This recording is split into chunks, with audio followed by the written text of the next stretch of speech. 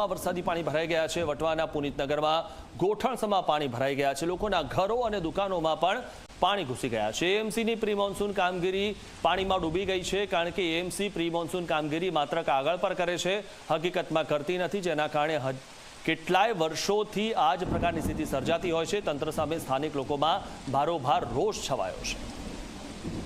હું 25 વર્ષથી આ ધંધો કરું, પણ 25 વર્ષથી ડેલી પાણી ભરાઈ જાય। અડધો કલાક પાણી ભરાઈ જાય તો કમર સુધી પાણી ભરાઈ જાય।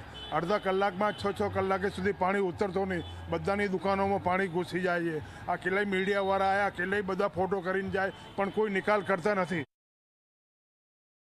આ 10 વર્ષની તકલીફ છે, આવીને આવી કોઈ નિકાલ કરતા નથી। આ લોકો યાર તૂડી જાય છે, કોઈ કરતા નહીં, રોડ બી કંઈ કરતા નથી અને પાણીનો કોઈ નિકાલ કરતા નથી। અને અહીંયા પાણીનો નિકાલ માટે બી સબમર્સિબલ નાખેલું છે, તો એને ચાલુ કરતા નથી। એ લોકો એવું કહે છે કે આ મતલબ ઉપરથી અમને પરમિશન મળ્યું નથી, જે અમારી દુકાનની અંદર પાણી તળાવના જેમ થઈ જાય છે, એનાથી અમે બહુ હેરાન છે। આનું કોર્પોરેશન કંઈ કરે તો સરકાર તો કોઈ વાત સાંભળતા નથી। અમારી એક પણ વાત સાંભળતા નહીં। મીડિયાવાળા રોજ આવે, મીડિયાવાળા ઉતારીને જતા રહે, પણ મ્યુનિસિપાલિટીના માણસોને તમે પગાર આપો તો એક પણ ઢાંકણું ખોલતા નથી। ઘરની અંદર આટલું પાણી ભરાય છે, એને કોઈ નિકાલ જ કરતા નથી। આજે જે કે એ વાત સાચી છે, પછી વર્ષ તંત્ર આવે છે, ખાલી રજૂઆત કરી એટલે આવીને જોઈને જતા રહે, બીજું કશું કરતા જ નથી। એને હાલ સુરેન્દ્રનગરના ધાંગધ્રામાં જૂથ અથડામણ